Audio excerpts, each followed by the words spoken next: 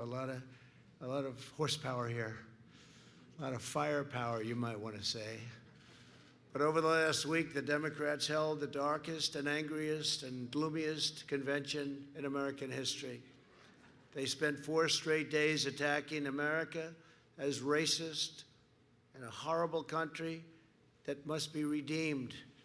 Joe Biden grimly declared a season of American darkness. And yet, look at what we've accomplished. Until the plague came in, look at what we've accomplished. And now we're doing it again.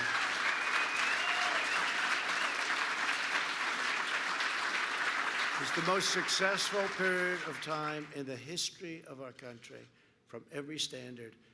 Look what we've accomplished. And now this plague comes in, and look at the way they talk.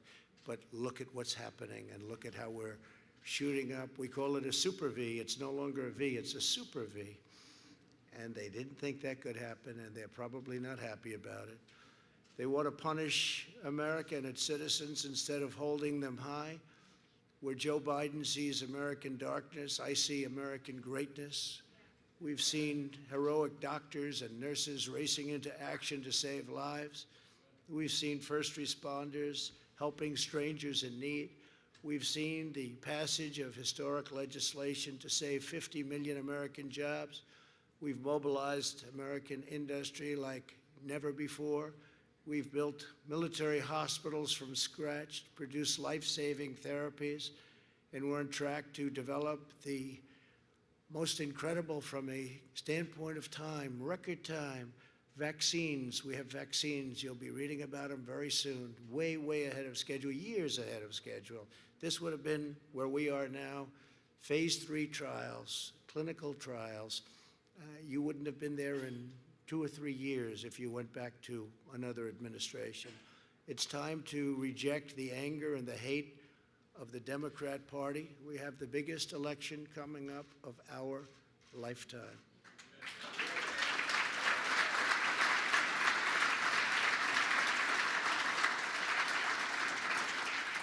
No party can lead America that spends so much time tearing down America. But the biggest part of last night's speech was what Joe Biden didn't talk about. He didn't talk about law enforcement. He didn't talk about bringing safety to Democrat-run cities that are totally out of control and they have no clue. China was never mentioned in any way, shape, or form. China will own our country if he gets elected. They will own our country.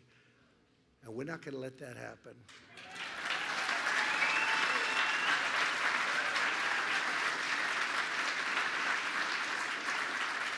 And you've seen the intelligence reports. China very much wants Joe Biden to win.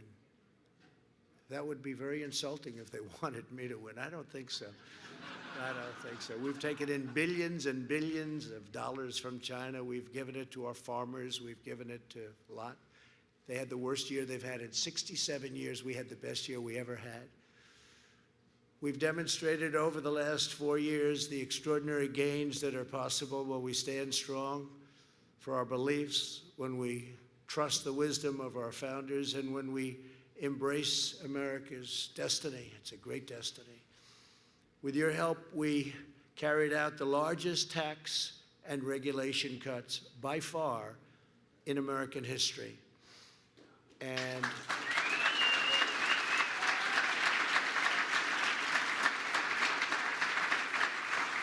And they now want to quadruple taxes, and they want to quadruple and beyond the regulation cuts. And when we say tax and we say regulation, and you say, oh, tax cuts, that's so wonderful, but the people in this room that are the heads of industry, you have some very powerful people in this room, they know that the regulation cuts may have been even more important than the biggest tax cuts we've ever had.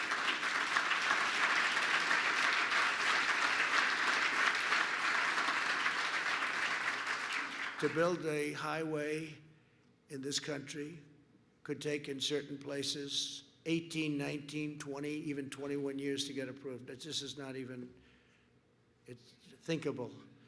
And we've got it now down to 2, and we'll have it down to probably 1. And it may get rejected for safety reasons or for environmental reasons. That's okay, it may happen.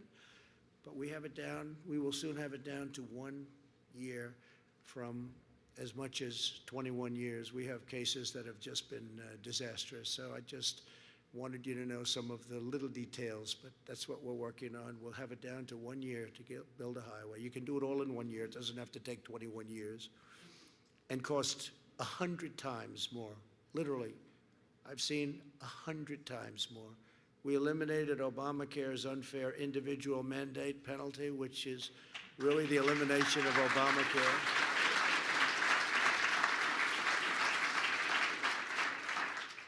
And to give to critically ill patients access to life-saving drugs, we passed a thing called, and hopefully nobody in this room will need it, but if you do, it's right to try. We have the greatest medicines, the greatest doctors and labs in the world, and we have things that won't be approved by the FDA for a little while, although I've cut that time now down in half. It used to be 12 years. Now we've cut it down in more than half. And you see that with the vaccines, you see it with the therapeutics.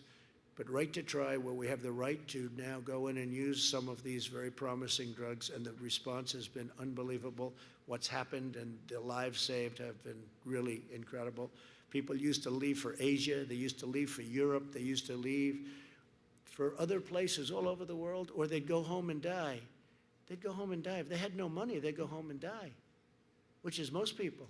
Now they sign a very short, simple document, and they have the right to try, and it's given them hope, and in many cases it's given their life back.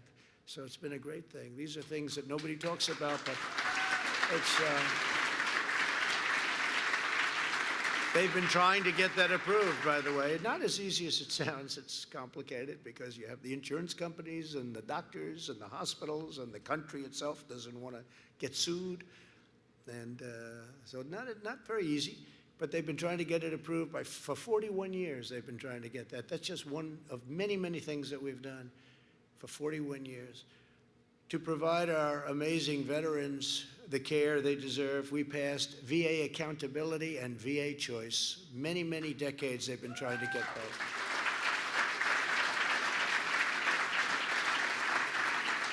Choice meaning you wait online and you can't see a doctor, and they would wait online for a week, or 2 weeks, or 5 weeks. Sometimes they'd be ill, and they'd end up being terminally ill by the time they saw the doctor. And we're letting them go out, get a private doctor immediately, and we pay the bill. And we just got a 91% approval rating in the VA, the highest we've ever had by many points, 91%. And VA accountability sounds simple, but it's not. You couldn't let anybody go, no matter how they disrespected our great vets, no matter what they said to them, no matter how badly they treated them. And we had sadists, and we had thieves, we had a lot of bad people. You couldn't fire them under any circumstances. Under any circumstance, you couldn't fire them. And now we say, you're fired. It's called VA accountability. And they've wanted to have that. They've wanted to have that. Actually, they've let go of 9,000 people, replaced them with people that love our vets, want to take care of our vets, and great people. And we had a terrible thing going. You couldn't get them fired because of, civil service and unions and different things. You couldn't fire them. Now you can fire them, and you can fire them quickly if they're not doing the job. It's a big deal. And we don't talk about it a lot. Nobody talks about it. But they've been trying to get those two things approved for more than 4 decades. And now they're done, and they're approved. We ended the Obama-Biden administration's war on American energy, and the United States is now the leading producer of oil and natural gas anywhere in the world. It's a big thing.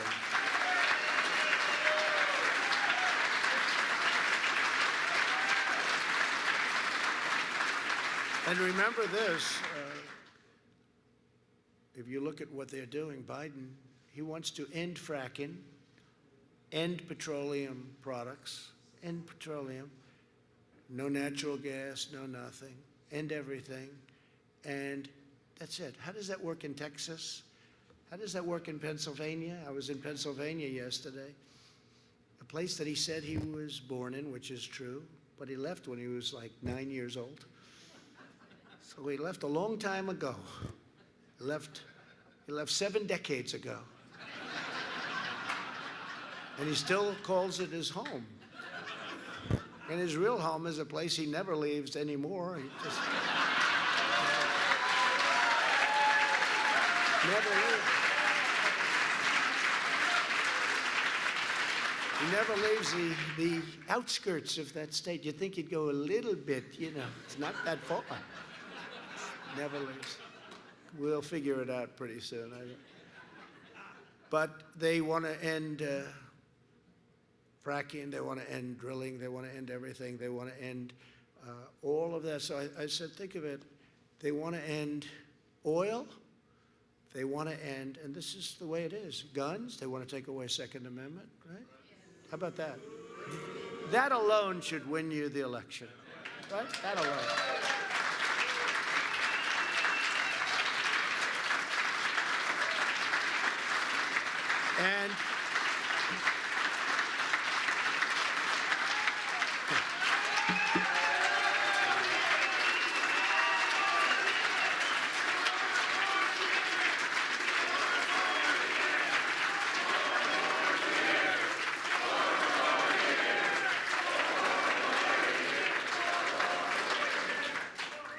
And I protected your Second Amendment. And you think that was easy for the last 4 years? Everyone said, oh, look, he's wilting, he's wilting.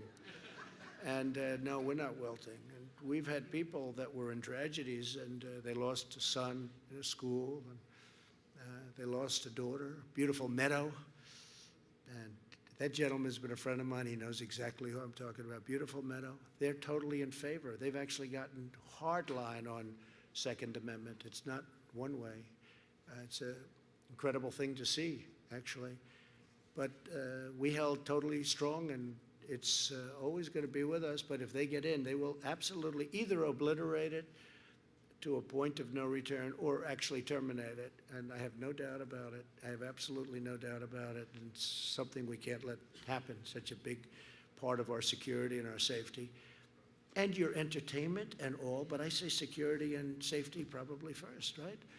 And God, it's an attack on God, it's an attack on religion. Did you see the man that got up and sang a very, very special phrase from a very, very special thing? And he left the word God out. And I was watching, and I said, oh, he must have made a mistake. I didn't think that he left it out. I thought maybe he, that can happen. Maybe he made a mistake. He didn't make a mistake. That's where they're coming from. He left the word God out, and that's where they're coming from. I withdrew from the one-sided parrot. If you see it, the Paris climate, I call it the Paris climate disaster. This was a way of taking advantage of the United States. We wouldn't be able to drill, we wouldn't be able to frack, we wouldn't have energy. Russia went way back into the dirtiest years. China didn't even come into it until 2030 or 2035, and when they did, they came in very lightly. We came in immediately, and we would have had to close down many, many businesses in order to achieve the goals that they set, which are totally unrealistic. It was a disaster. And it's an amazing thing. When I did that, and when I did a couple of others, environmental bills, the Clean Waters Act, how about that? It sounds so beautiful. The name is so beautiful. In fact, when I did it, I said, I'm going to be killed on this one. And I did it. And I was surrounded by farmers and developers, builders that build houses and others. And they never cried. They're very strong people. They never cried a day in their life. They were almost all crying. I said, what was this big, strong guy? What was the last time you cried? I can't remember, sir. I gave them back their life. That took away, right? That took away their life. And what we did in Minnesota with the iron ore, people came up to me, they said, you gave us back our life. Obama wrote it out. Iron ore, the best in the world. He wrote it out. We gave it back to them. We went up to Maine. We gave them back their lobsters. We gave them back their fishing.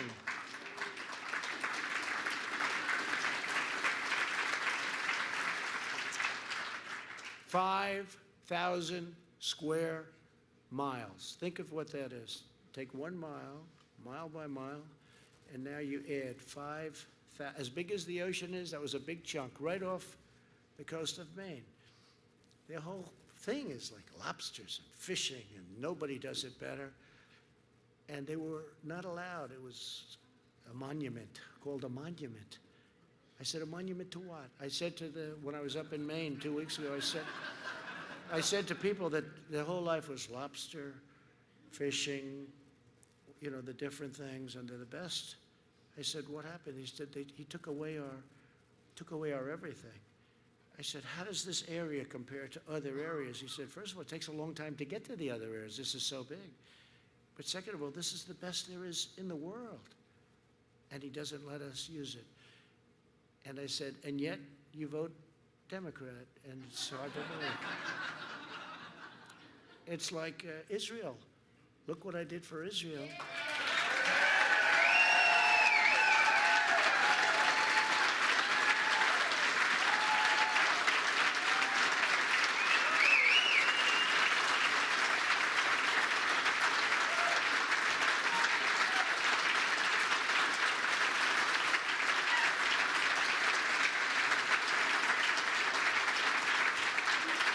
Thank you.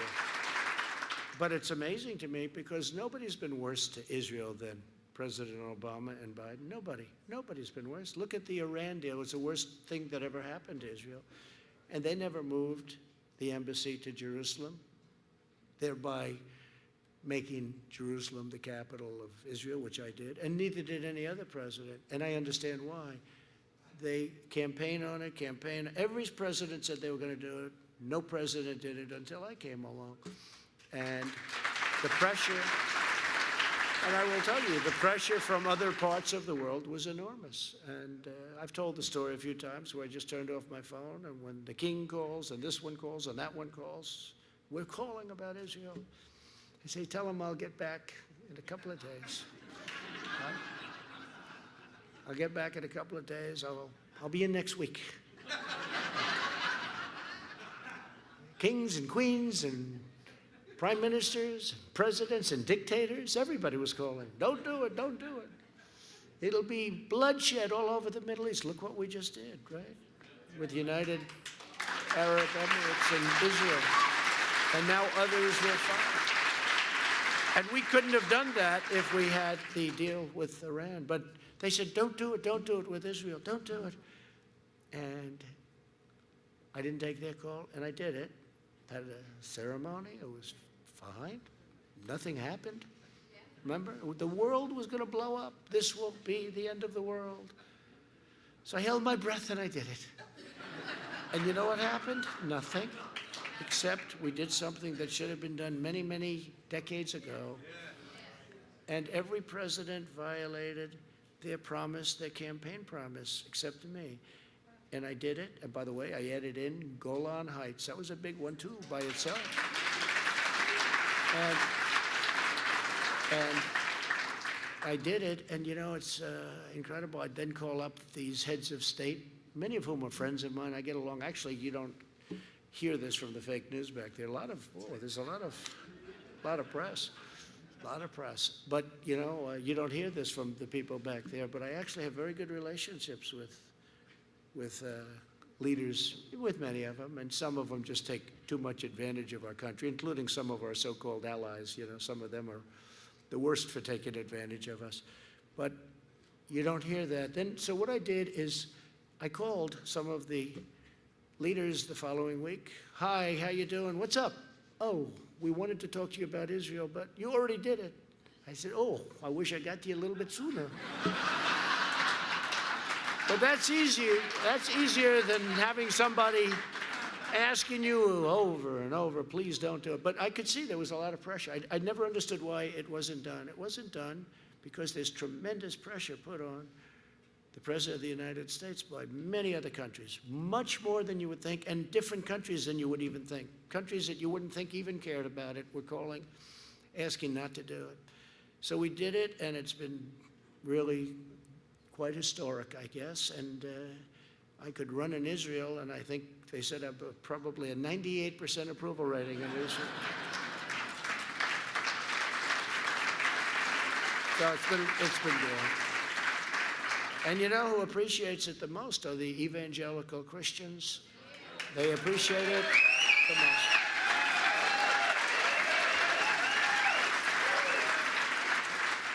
So it's been quite a that has been just by itself. That's one thing out of many, many things, but that's been quite an interesting journey. But we also took historic action to stand up to China's trade cheating and plundering. You know that? We had the best year we ever had, and they've had the worst year they've had in 67 years. I wonder why.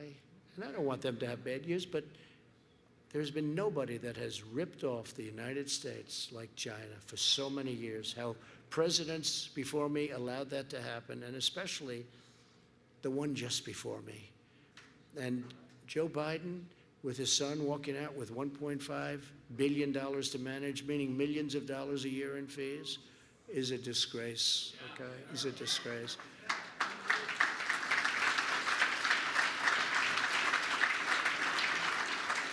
And then the vast sums of money he was paid by Ukrainian company that didn't have the highest standing, to put it mildly, but the vast sums of money.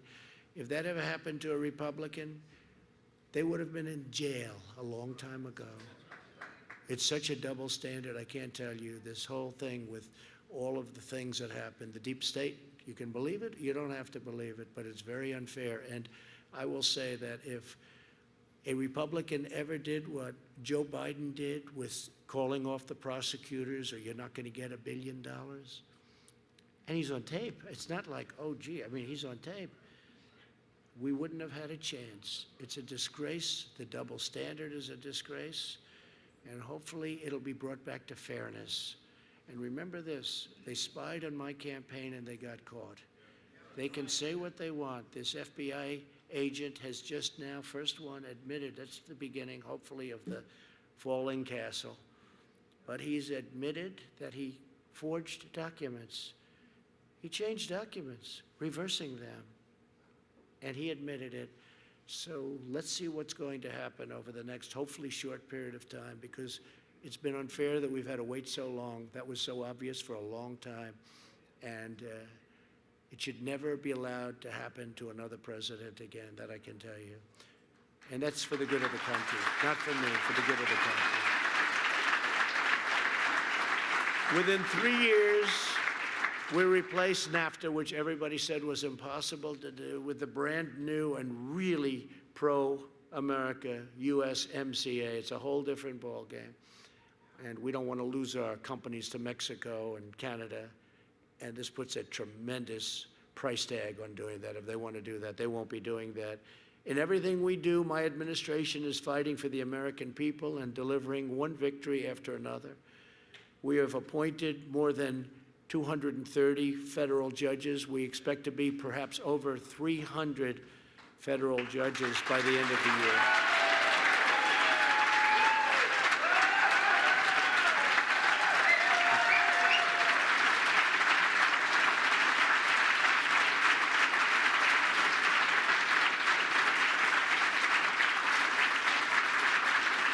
And I can tell you, it's driving them crazy. Don't forget President Obama. They say he was a great president. Well, you can't be a great president when much of what he's done we've undone. And you can't be a great president when you leave 142 empty judgeships. You know, I don't think any president's left any.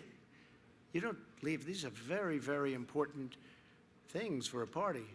Different policies, different everything. You understand it better than anybody, the people in this room. Left us 142. First day in office, I said, how many judges do I have to appoint? Sir, you have 142. I said, you have to be kidding. 140. So I had a big head start. But we have 142. But now we will have, I think, in excess, by the time we finish, in excess of 300, including Court of Appeals.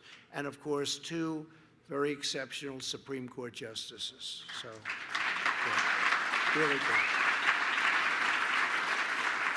And remember this in terms of get out the vote. The next president, I think, could have anywhere from 2 to 4 to maybe even 5, just based on statistics, statistically, Supreme Court justices to pick. Think of that. I've had 2. Some presidents have had none, because you generally pick them young and they last a long time, right? They can last a long time. But we could have 2 to 3 to 4, maybe even to 5. It's probably a stretch, but 4 isn't a stretch at all. That would mean that the entire balance of the court doesn't just shift, it becomes dominant. So if we don't win, which we don't want to think about, we have to think positively. And the polls today, Rasmussen, 51%, and they were the ones that got it right last time, them and a few others. 51%. They don't want to show those polls. They only want to show those polls, not likely voters, registered voters. What does that mean? Many are dead? Many have switched their party affiliations, registered. They don't show likely. But you see some of these polls where they interview many more Democrats than Republicans, and they have to, I guess by law, put it out, they interviewed, but many more.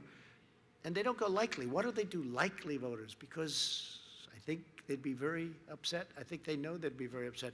Bottom line, we're doing very well. We have the biggest crowds. I think there's more enthusiasm now for this election than there was even. It's record enthusiasm, by the way, record-setting enthusiasm right now. It's more now than we had even 4 years ago. Does that make sense?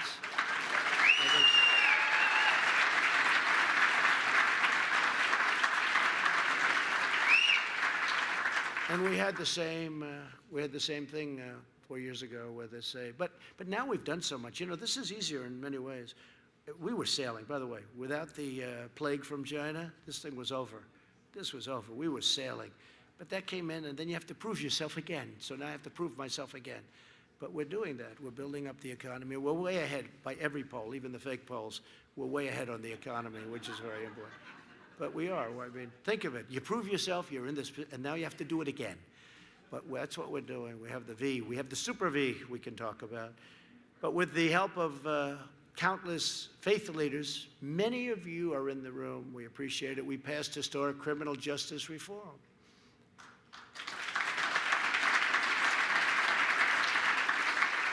And nobody's done more for the black community or the Hispanic community than we have. Nobody. Nobody. I guess maybe Lincoln, questionable, Abraham Lincoln, but nobody has, I don't think anybody, with the possible exception of Abraham Lincoln, but nobody's done more. If you look at opportunity zones, you look at all of the things we've done, nobody's done more. After years of neglect by both parties, my administration understands that a strong nation must have strong borders.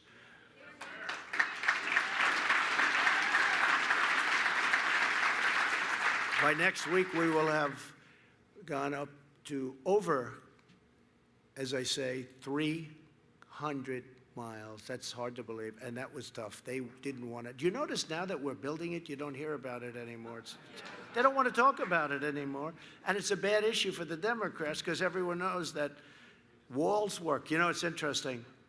No matter with all the technology and all the changes you see, you don't recognize a computer from 5 years ago. It's not even recognizable. Two things don't change, right? Walls and wheels. And you can come back. You can come back in 2,000 years from now, and two things will still be around, wheels and walls. Remember when they were saying the wall doesn't do anything? They wanted to have a drone flying around, flying around and enjoying, so you could watch everybody pour into our country. We've ended catch and release, one of the great scams of all time. We catch them and release them. They should say catch and release into our country, because you catch them and then you release them, and you weren't allowed to bring them back. Now we bring them back. We absolutely bring them back. We've dismantled drug smuggling and human trafficking. These networks are horrible. Human trafficking in women, which has turned out, you think of it as almost an ancient crime, but it's not. It's bigger now all over the world than it's ever been because of the computer, because of the internet. It's bigger now than ever before. It's a horrible thing, much of it through the southern border. But all over the world this is taking place, and we've brought it down to levels that nobody thought even possible. But it's a terrible thing, mostly trafficking in women, children to a lesser extent, but women. We've removed 20,000 gang members, including 4,500 MS-13 members, and we brought them back to their countries, and their countries under the Obama administration didn't want to take people. You know that, right? They didn't want to take them. They'd say, no, don't bring them back here. We're not taking them. Guatemala, El Salvador, right? Honduras. They wouldn't take people back. Now they take them back. They say, oh, thank you very much. The last administration left us with a Middle East in chaos. This was a Middle East in chaos. Iran was empowered and exporting terror. They don't have too much money now. They're not spending billions of dollars giving it to Al-Qaeda, Hezbollah, some of these wonderful groups that are totally vicious, crazed lunatics. But Iran's different. It's having a hard time. Its GDP went down at a level that you wouldn't even believe, in the 20s. And they'll make a deal. I say they'll make a deal within a month, but I probably mean a week. But I just want to be right. Because they'll call me. They'll say, it took 10 days. He was wrong. They just want to see if I win, they'll be in making a deal. And if for some reason I don't, they'll take their time and they will get one of the great deals since the last one, where we paid them $150 billion. Gave them 150 for nothing. It wasn't even a long-term deal. It was, you know, right now, the time is almost up. This was like a short-term deal. It's like you rent a store in a shopping center. These are countries we're dealing with. You need length, but it was a short-term deal. But more importantly, we gave them $1.8 billion in cash. Think of that, cash. We flew it in Boeing 757s, loaded from floor to ceiling with cash. What were these people thinking? And had I kept that deal, we terminated that deal. Had I kept that deal, we could never have started this incredible thing that's happening with UAE, Israel, and everybody saying, why haven't you invited us? Okay, we're dealing with many countries now want to come in. This was an impossible thing to even conceive of. Impossible.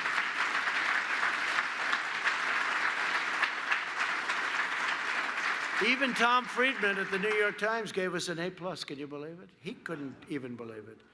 I wouldn't say he's been a big fan. But the New York Times gave us the best editorial I've had. I can't even believe it. I'm surprised they did. I'm sure they've changed it by now. When somebody got in, they said, who wrote that editorial? They probably lost their job. But Tom Friedman actually wrote the editorial. It was very fair. It's true. He couldn't believe it. It's gotten great reviews from everybody. Wall Street Journal, Washington Post. Can you believe that one? Everybody gave it. And we couldn't have done that deal had we stayed in this horrible deal done by John Kerry, who just had no clue as to negotiation. He never got up. They would tell him, we want this, we want this, we want this, and he'd sit there, and he'd agree to everything. Sometimes you have to get up and walk. He never got up and walked. Once he rode his bicycle, remembered he was in an accident. I promised, at 73 years old, I said, I'll never be riding a bicycle. He had the helmet, he had the names, the insignias all over. He had insignias like, you know, like he was a 20-year-old great cyclist from France. So that delayed him about 2 months. They said, he just got hurt in a bicycle accident. What? It's not a good accident when you're... So I promised I wouldn't do that. I might get hurt, but I'm not getting hurt riding a bicycle, I think. But if you look at the Obama administration, ISIS was rampaging all over. I've defeated 100% of the ISIS caliphate in Iraq and Syria.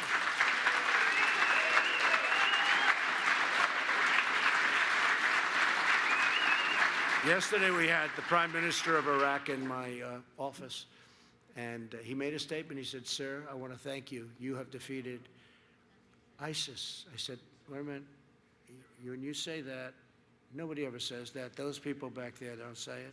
What do you mean by that? He said, you. I said, do you mean Obama? Do you mean the United States?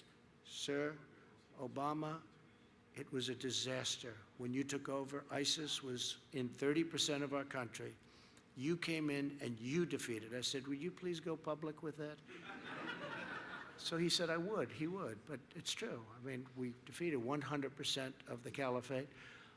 And we turned it all around. We rebuilt the United States military, $2.5 trillion. We have a brand new, beautiful military.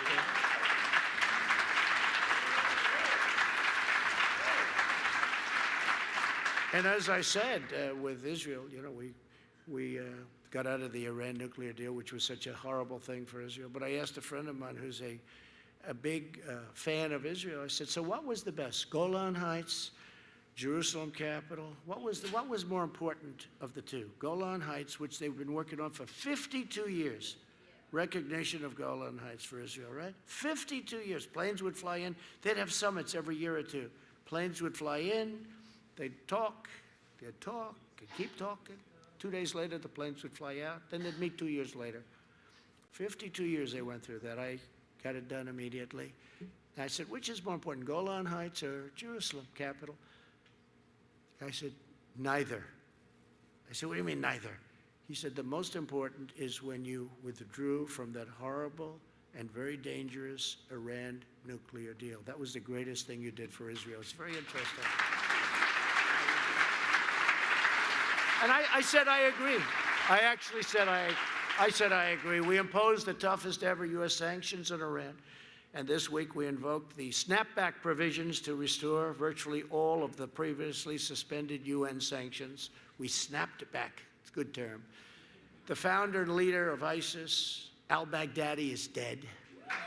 We call him.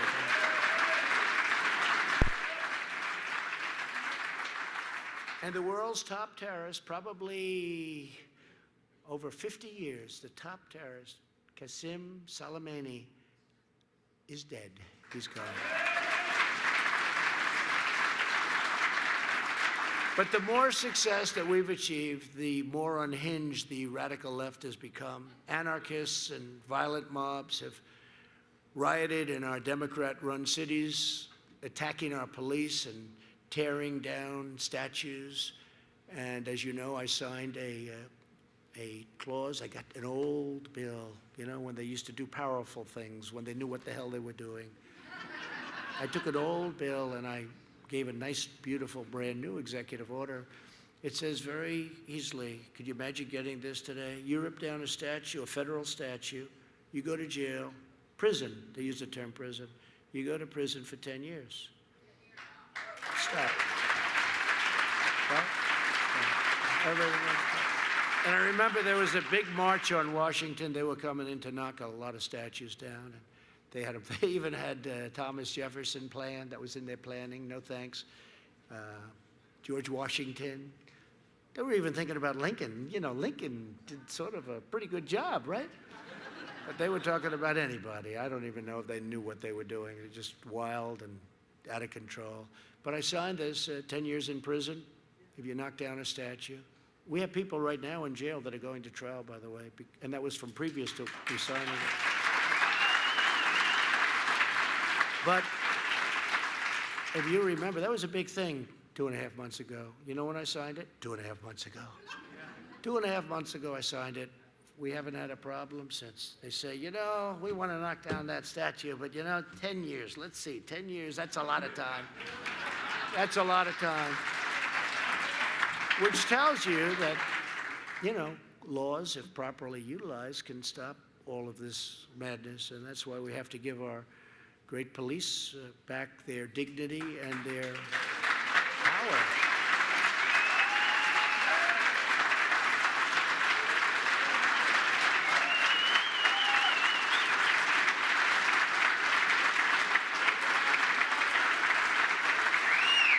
I've been endorsed by almost every police organization in the country. We just got the other day, Pat Lynch, the head of New York City Police, endorsed me. First endorsement, he said, to the best of his knowledge, which is a lot of knowledge, the first time they've ever endorsed a candidate for president. That's good. They don't endorse. The first time ever. All the sheriffs in Florida. Dan can tell you all of the law enforcement in Texas, right? All of the law enforcement in Texas, Dan, so it's good. And just about everywhere we have tremendous support. And you're always going to have bad apples, by the way. You got some bad apples, and you're going to have it probably in this room. We might have one or two, but you have bad apples.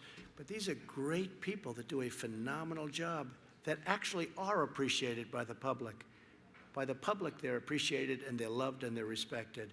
And the public doesn't want to happen what's happening to our police. They took away their dignity. They took away their right to do the job that they want to do. And they're doing the job now. And for me, they do the job.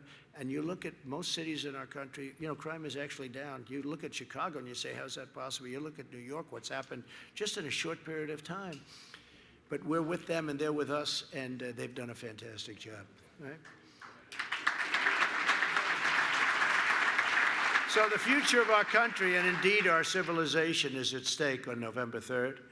Earlier this summer, murders rose by 29% in New York City, 33% in Philadelphia, 53% in Chicago, 133% in Minneapolis. These are all Democrat-run places. These are Democrat-run, I might say radical left Democrat in some cases, but these are people that don't have any clue what they're doing. They have no idea. I don't even think they know that it's bad what's going on. You know, you'd almost say they're trying to defend it. It's incredible to hear them. But that's why I launched Operation Legend, which has led to the arrest of 1,500 criminals since July. And the radical left spent 4 years trying to illegally overturn the last election. They're still trying to overturn Hillary Clinton. Remember the Hillary Clinton? Will you honor the election? Right? The results of the election. That was Hillary Clinton. And she should have asked that question to herself. She's like a crazed lunatic. She's a lunatic.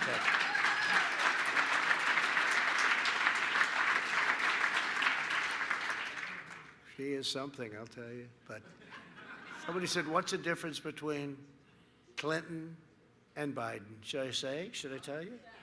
Well, Clinton's much smarter, but not a likable person. Joe is not nearly as smart, but he's more likable. So, you know, I don't know. Maybe I'd rather have the smarter person. Who cares about personality, right? But that's the difference. Very simple, isn't it, huh? It's a very simple thing. But that's why we have to win. We have to win.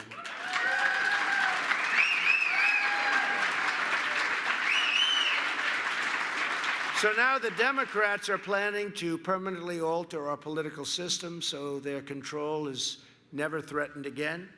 They want to pack the court with radical left justices, abolish the filibuster, which frankly, I wish we did it, because I said, they're going to do it, so we might as well get there first. But I couldn't get a couple of people to go along with me. But, you know, my attitude was, Schumer's going to do it. They all said, no, he'll never do that. He'll never do it. Guess what? They're doing it. They're doing it. And as much as we've done more than anybody has ever done in 3.5 years. But you know what? As much as we've done, we would have done more had we done that, because getting those extra 10 votes was almost impossible with these people, almost impossible. So I wish we had done it. I wanted to do it, but we had some obstacles. They want to grant mass amnesty for millions of people, and citizenship they want to give to many million illegal aliens, probably about 11 million at least, and they want to abolish voter ID. They want to abolish voter ID. To get into the DNC convention last night, you needed an ID with your picture on it. Now, what does that tell you about? No, to get in last night, a friend of mine who happened to be there, I said, why were you there? And, no, very political person. But shows me, he said, here's the ID. It's got my picture. It's like the most incredible. It's a disgrace. There's only one reason they don't want voter ID, and that's because they want to cheat. That's all. It cannot be anything else. I mean, you have it on everything. You have it on driver's licenses. You have it on everything, just about. And the only one they don't want it on is a vote, which is your most important, the most important thing you have is your vote. And they don't want it. We have it in some states, Indiana. You know, we have some great, really, voter ID. They want to abolish it where it is and never allow it to happen again. And that's only a bad thing. That's only a bad thing. To everyone in this room, your organization was formed at a time when conservatives led the fight to turn back the tide of communism abroad, communism here. It's a very important organization. Now Americans must rally to turn back the radical left socialists and Marxists right here at home. And you see that when you see these people rioting in Portland, where you see the anger, the craziness. These people are crazy. They're crazy. And we won't let it go on much longer, by the way, because, you know, they're supposed to police their own town, but we're not going to let it go on much longer.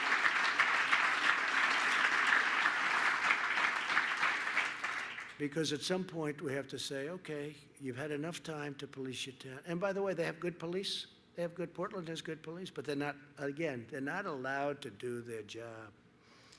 If our opponents prevail, no one will be safe in our country, and no one will be spared. No one will be spared, including the people that help fund. They think they're going to be best pals. They're not going to be best pals. They'll be terminated just like many others. I'm the only thing standing between the American dream and total anarchy, madness, and chaos. And that's what it is. I'm representing you. I'm just here. And I'm not sure it's an enviable position, but that's what it is. That's what it is.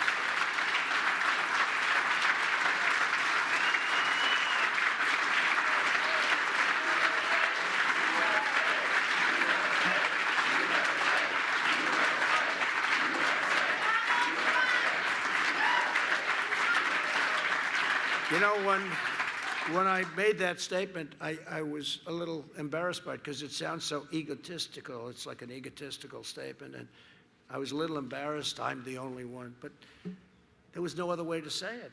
We have to win the election. I'm the one. If we win, all of these things that we talked about, pro-life, by the way,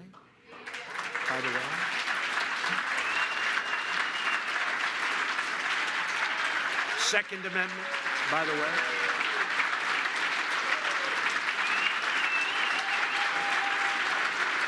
No. If we don't win, it's all gone, okay? It's all gone. And we have to mention life. All gone. Second Amendment, gone. It's all gone. And many other things. It will be a totally different country, and ultimately it will fail. It will fail. It can't work. Economically, it can't work. We'll go into a depression, and I'm very good at predicting these things. We will go into a depression, no different than, maybe worse, no different than what happened in 1929. Your stocks will crash, your 401ks will be worthless. This is going to happen. And the radical left will bring him along so quickly. I don't know if you saw the Congresswoman the other day where she said, he will do whatever I tell him to do. He's perfect. He will do whatever I tell him to do. This is a Congresswoman. And Bernie Sanders is saying the same thing. Bernie Sanders is saying, look, we'll just let him be in there, and then when he gets in, we'll take it over. That's what's going to happen, because that's where their party is. It's become a sick ideology, and we have to win. We will solve the problem very quickly, very easily. We have to win. I don't like this mail-in ballot deal.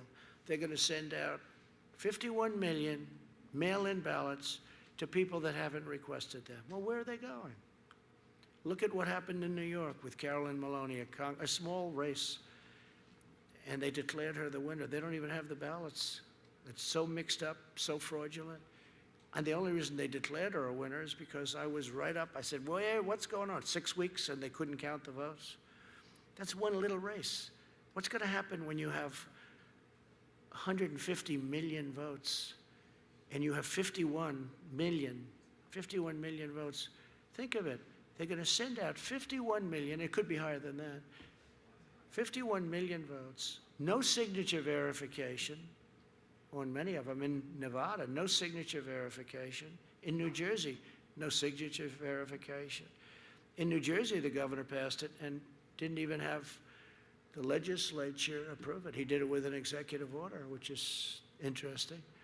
I mean, how do you do this? But think of it, just from, you don't have to know anything about politics. You don't have to know anything, just common sense, right? And a lot of you are great business people. 51 million, it's not an absentee ballot where you request it, they send it, you send it back, it's good, like in Florida.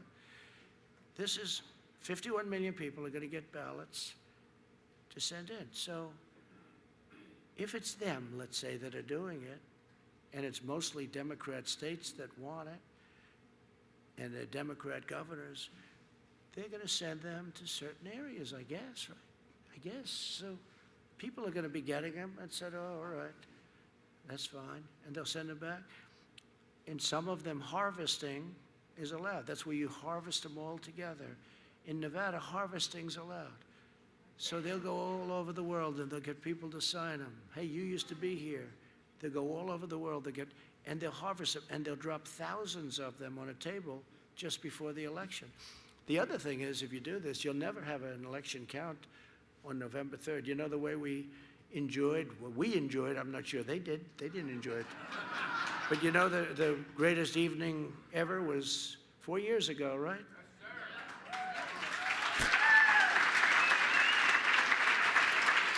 And that night, 4 years ago, that was an extraordinary night.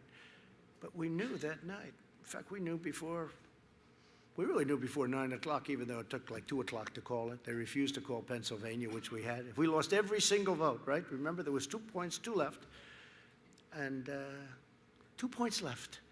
And if we lost every vote, we won Pennsylvania. They refused to call it, but they called Wisconsin. They called Michigan. They called places that haven't done really very well for Republicans. But, you know, if you look at Michigan now, we're building many car plants. They hadn't built car plants in 42 years. We're expanding and building car plants. I mean, a lot of good things are going to happen, but you're not going to be able to know the end of this election, in my opinion, for weeks, months, maybe never, maybe years, but maybe never, because once you go past the first week, you're never going to know what's going to happen. They're going to be taking them and hiding them. You saw what happened in Broward County in Florida, where they were every day 10,000 gone, 10,000. Rick Scott, he was great, the way he did that, and we helped him a lot. And Governor DeSantis, right? 10,000, 10,000, 10. If we would have waited a couple of days, you wouldn't have had the same governor and you wouldn't have had the same senator. We took very strong action because it was obvious what was going on. So now you're going to have 51 million ballots, Tom. Where's Tom? My Tom. Where is he? Stand up, Tom. Were you Tom Fitton? I don't know.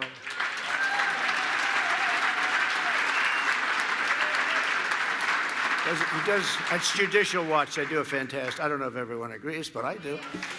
They do a fantastic job. I wish he had more help. I mean, honestly, I wish he had more help. But it's not easy beating a system that's been in place for many, many years, right? Many, many years it's been in place, and it's sad. But 51 million votes, it's being sent, and nobody knows who's getting them. And what happens if you send them to an all-Democrat area but not to an all-Republican area? How do you win an election? This is really a very serious problem. This is beyond me. This is not to say me or this is about all of us. This is about the country. This is about the country. It could happen the other way, too. I mean, it could happen the other way, too. I don't think it will happen the other way. I don't think it will. But I think this is a very disgraceful situation. I really don't think that you're going to know anything on the evening, anything meaningful or anything real on the evening of November 3rd. I don't think you're going to know anything. You're not going to know what happened. I don't think you'll know 2 weeks later. I don't think you'll know 4 weeks later. And I don't know what's going to happen. You know, there's a theory that if you don't have it by the end of the year, crazy Nancy Pelosi would become president. You know that, right? No, think of that. Think of that. There's that mad theory, too. You have heard that theory. Now, I don't know if it's a theory or a fact, but I said, that's not good. That's not good. No, there is a theory that if you don't have it, and that's part of their whole act, that if you don't have a choice, that the Speaker of the House becomes president. And that, I think, goes into effect either on the 20th or the 1st. And put that in the hopper, add that to everything else. It's a disgrace. They know it's filthy, dirty. Paterson, New Jersey, Virginia, New York, many, many cases all over the country. Just recent, I'm talking about recently. And it's not even the post office, although the mailmen become very popular people, I have to tell you that. That's happened too. That's happened too, even mailmen. But think about what they're doing to our country when they do this. We voted in World War I. We voted in World War II. And now we can't vote anymore. And you know, that's still a long time away. The pandemic is, if you look at Florida, if you look at Arizona, you look at California, those numbers are going down very rapidly. Many states have very little problem. You know, you look at a map now, it's largely really in good shape. I mean, I'm going to talk about it in my speech on Thursday. We've done a great job. We have not been recognized for what we've done. We've done a great job.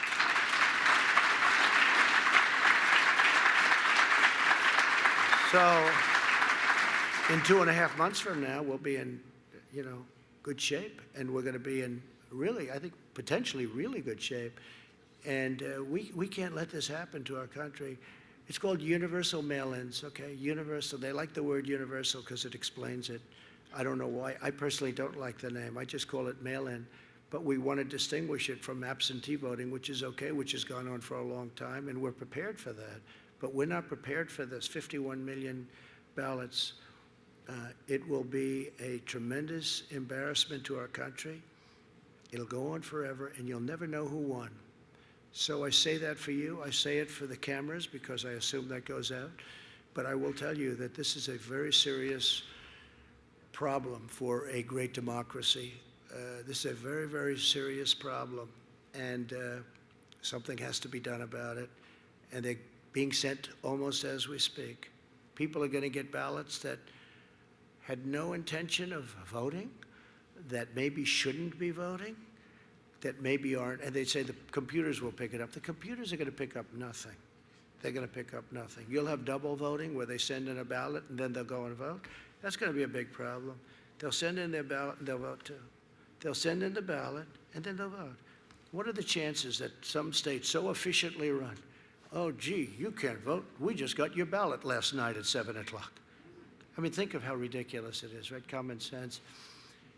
I say this for the media. This will be the greatest catastrophe, one of the greatest catastrophes in the history of our country. That's how serious it is.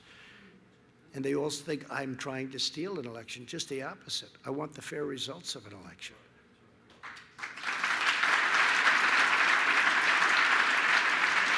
So the damage that they inflict will not just last a year or an election cycle. It will echo for generations, and we may never be able to escape, no matter how great our future leaders. We may never, ever escape from the damage that will be inflicted if the radical left takes over the presidency. We may never be able, remember the Supreme Court, but we may never be able to do it. It'll be too late. The country will go down so far that you'll never, ever, I don't care who you are, be able to bring it back. There's now a major American political party that supports decriminalizing illegal border crossings, abolishing cash bail. You kill somebody, no bail. They want to close all prisons, outlaw American energy, confiscate your guns, force taxpayers to finance late-term abortion. They want to ban charter schools, abolish school choice, destroy our beautiful suburbs. They want to destroy, I have done more for suburbia, when they talk about the suburban woman. Will she vote for Trump? If she doesn't, I mean, what is she doing? They want to force low-income housing into suburbia. And now the one that wants to do it is Cory Booker. Cory Booker's a disaster. You saw him running for president. He eventually quit when he started getting below 1%. How about all these people? How about Kamala? Kamala runs. She's sort of one of the favorites. And she goes from 15 to 13 to 12 to 9 to 7, 5, 4. About 1 she got out. She didn't even get to Iowa. She never got there. She didn't want to take a vote. That's how bad she was. Don't you want to pick a person that's gone in the opposite direction? I mean, seriously, that's like a free call. But there's something that's not good going on there. I don't think it was a good choice. It was my #1 draft pick. I did say that. They said, how do you like the choice? I said, that was my #1 draft pick. But I meant from my standpoint. But think of it, she was one of the favorites, and she went down like a rock. So it's one of those things. I believe it's one of the worst things going on now is the abolition of police, or even the partial abolition of police. So we have to expose this dangerous left-wing movement. We must defeat it, and with an optimistic vision for America's future, we can be greater than ever before. We will be greater than ever before. With your help, that's exactly what we're going to do. We'll once again build the greatest economy in history. We had it. We had to let it go to save millions of lives, and now we're building it again. We'll fully restore America's manufacturing independence, bring home our critical supply chains, and permanently end our reliance on China. We're going to lower drug prices.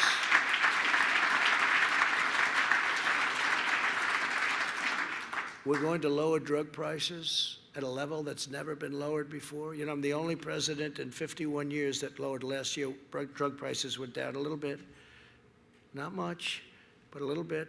But under Obama and Biden, they went up 52%. 52%. We'll create a healthcare system that protects vulnerable patients, lowers costs. We have transparency. It's already done. It's approved. It kicks into effect in January. This is going to lower your hospital stays, your doctor bills, gives you more choice and controls, and we're going to deliver the highest quality care that our great American patients and people and seniors deserve. We'll provide school choice to every parent in America.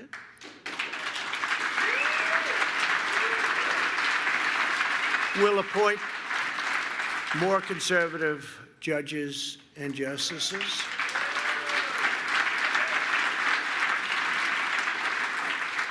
We will protect religious liberty, defend the lives of the unborn, uphold free speech, and safeguard the Second Amendment and your right to keep and bear arms. So important, right?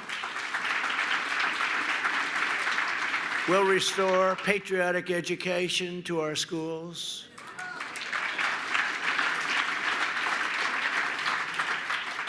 I mean, what they're teaching students today is incredible. They come home, it's like a different world. What is it, 16, 19 now? All of a sudden they change. Now they're thinking about making another change because they don't like that. But I don't know, so I guess 1492, Columbus discovered America. 14. You know, and that's what we all, 1492, Columbus discovered America, right? That's what it was, right? Now they want to sort of get that, and poor Columbus, they're ripping those things. Poor Christopher. Except in one tough Italian neighborhood in New York, they didn't get away with it. Did you see that? Did you see it? The anarchists said, let's get the hell out of here. This is dangerous. The anarchists left. No, that was one very tough, great area. We love that area. I know it very well.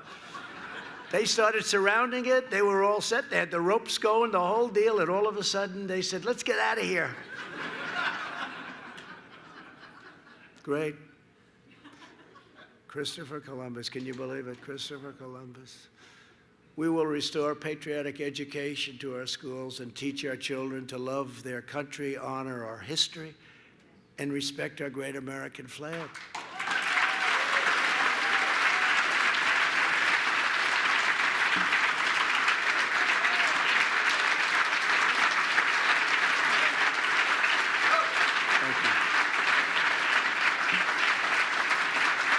So this is the vision we believe in.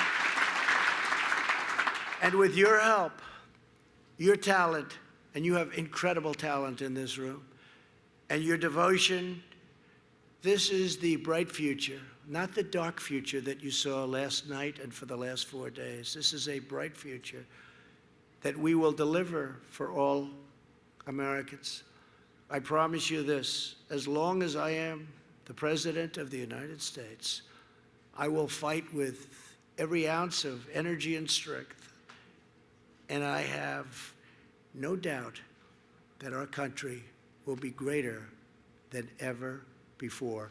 Thank you all very much. I appreciate it. It's a great honor.